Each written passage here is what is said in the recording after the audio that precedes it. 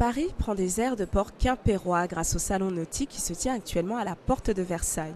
Plus de 1400 bateaux, dont 300 nouveautés, sont réunis. La France profite de la crise et bien que le marché de la plaisance a connu une chute vertigineuse de 50% en 2009, l'Hexagone reste le premier producteur mondial de bateaux pneumatiques. Et si la crise fait pleurer les traders de Wall Street, d'autres s'en frottent les mains. Nous ne sommes pas impactés par la crise économique car nous faisons du bateau à la demande. 50% de notre production est destinée à la vente aux professionnels et à l'armée et 50% de plaisance. Donc nous touchons une cible de clientèle de non-primo-accédants. Donc la crise ne nous a pas trop impactés.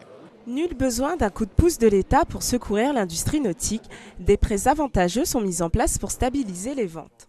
Nous avons également bénéficié du concours d'Oseo, du concours de la mission ex-Ricol, d'arbitrage auprès des banques, puisque les banques restent extrêmement frileuses dans ce secteur d'activité qui est réputé dangereux.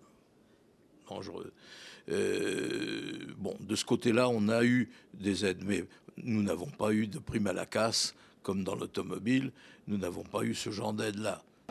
Pour faire face à la crise et pour optimiser leurs ventes, les constructeurs ont leurs petites astuces. On a développé une stratégie qui nous permet de passer la crise et de commencer un petit peu à redémarrer.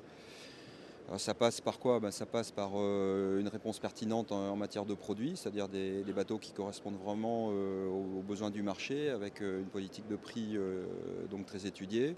Avec 20 000 bateaux vendus en France chaque année, l'industrie se porte plutôt bien. Malgré la démocratisation de la plaisance, 50% de la clientèle reste haut de gamme.